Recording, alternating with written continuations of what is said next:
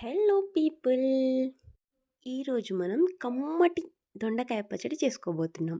అయితే ముందుగా ప్యాన్ తీసుకొని 1 టేబుల్ స్పూన్ ధనియాలు, 1 టేబుల్ స్పూన్ శనగపప్పు, మినప్పప్పు, జీలకర్ర దోరగా వేయించుకోండి. తర్వాత అదే ప్యాన్‌లో కొంచెం ఆయిల్ ఏసుకొని టమాటా ముక్కలు, పచ్చిమిరపకాయలు మన దొండకాయలకి సరిపడా నేనిక్కడ పావు కిలో దొండకాయలు తీసుకుంటున్నాను. సో, 3 టమాటాలు, 12 పచ్చిమిరపకాయలు మధ్యలోకి నరుక్కున్నాను.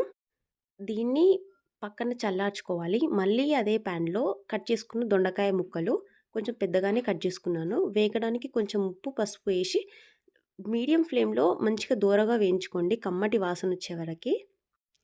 అయితే ముందుగా వేయించి పెట్టుకున్న పచ్చిమిర్చిని, దొండకాయని మిక్సీలో పేస్ట్ చేసుకోండి.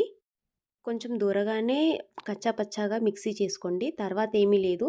నేను టేస్ట్ కోసం ఆనియన్ ఏసుకున్నాను. మీకిష్టం లేకపోతే ఆనియన్ స్కిప్ చేయొచ్చు. తర్వాత నార్మల్‌గా సింపుల్‌గా తాలింపేసుకుంటే సరిపోతది.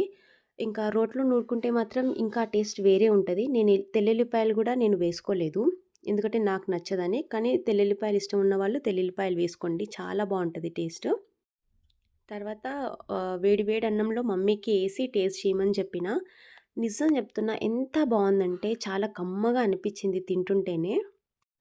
దొండకాయల్ని కొంచెం కచ్చా పచ్చాగా దంచుకోండి. మనం తింటుంటే అట్లా ఆ దొండకాయ మనకు తగులుతుంటే బావుంటది.